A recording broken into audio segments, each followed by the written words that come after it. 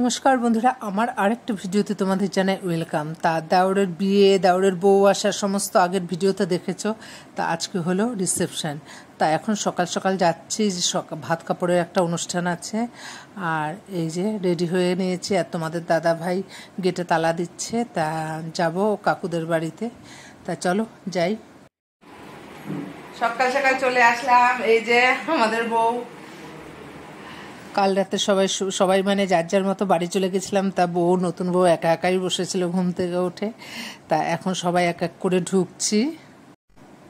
আর একটুখানি গল্প করতে করতেই ভাগ্নে হাতে লুচি তরকারি মিষ্টি ধরিয়ে দিল, যে মামি আগে জলখাবারটা খেয়ে নাও এক এক করে, তারপর সবাই গল্প করবে। কারণ একসাথে সবাই চলে আসবে, তখন হুড়মুড় মানে দিতে অসুবিধা হবে। যে যে আসছে তারা এক এক করে খেয়ে নাও। তা খাচ্ছি আর বউর সাথে গল্প। এখন দুপুর হয়ে গেছে, আমার সমস্ত জায়েরা চলে এসছে, ননদরাও চলে এসছে। এখন নতুন বউয়ের ভাত কাপড়ের মানে আয়োজন করতে আমি আর আমার আরেক যা ছাদে যাচ্ছি। কেন খাবার উপরেরা করা হয়েছে, খাবার ব্যবস্থা আর কি। চাটনি লাগবে তো? হ্যাঁ হ্যাঁ,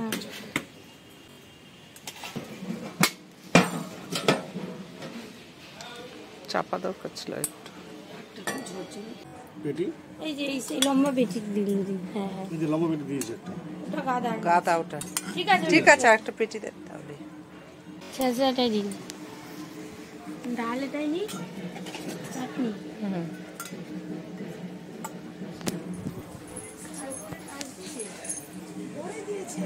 তোমাদের সবাইকে পায়েস দেবে মনেই নেই। আমি বললাম যে পায়েসটা ঢুকিয়ে দেবো, না সবাইকে দেবো। এবার রাতে 11টার সময় কি গো, তুমি তো কাউকে পায়েস দাওনি। একটু চেপে চেপে সুন্দর করে দিন, না আর লাগবে না। হ্যাঁ একটু ঠিক করে দিন। আর চাটনি দুটোতে দিদি।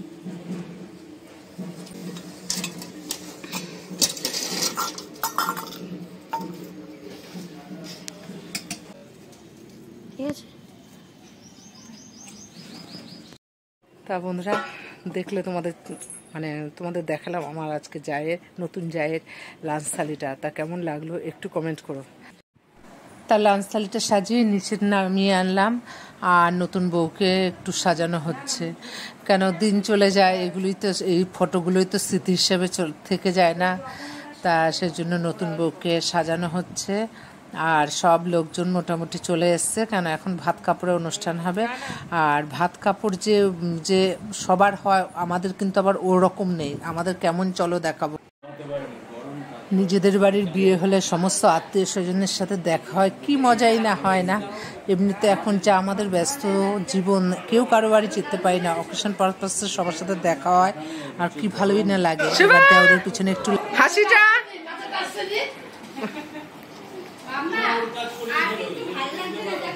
বাবা, শুভর হাসি আর ধরে না।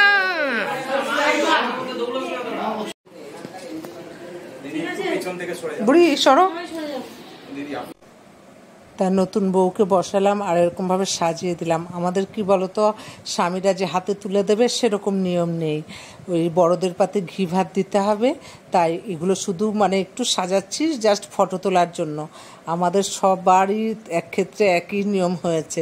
তাই এটা আর ব্যতিক্রম হবে কেন। তা এই জাস্ট ফটো তোলার জন্য এরকমভাবে একটু সাজালাম।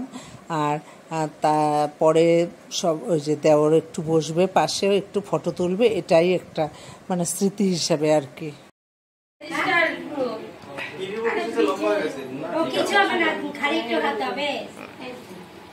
এখন লাইসেন্স হয়ে গেছে, এখন আর কোনো চিন্তা নেই। মারও খাবে না।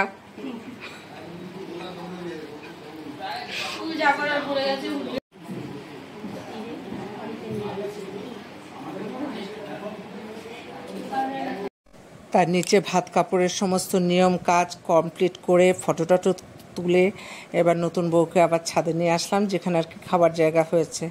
তা এখন নতুন বউ এই প্রথম শ্বশুরবাড়িতে এসে সমস্ত ভাসুর শ্বশুর নন্দাই ভাগনা ভাগ্নি এদের পাতে প্রথম ঘি ভাত দেবে। তা এটাই আমার শ্বশুরবাড়িতে নিয়ম, আমরা সবাই একই নিয়ম করেছি। তা যে আমার বাপের বাড়িতে আবার স্বামীরা যেমন বউদের হাতে থালা তুলে দেয় সেরকম নিয়ম কিন্তু আমার শ্বশুরবাড়িতে নেই। তা যাই হোক, এই নিয়মেই আমরা পালন করি। আর এই যে নতুন বউকে খাওয়ানো হলো, মানে নিচে আর কি খেতে দিলাম। আর সমস্ত বড়দের খাওয়া হলো। এবার আমরা সব জায়েরা মিলে বসেছি, কেন বিকেলে রিসেপশন পার্টি সাজগোজ করতে হবে, তা একটু বিশ্রাম নিতে হবে। তা খেয়ে নিচ্ছি, বাড়ি ফিরবো। তা টাটা, ভিডিওটা শেষ করলাম। ভালো লাগলে পাশে থেকো।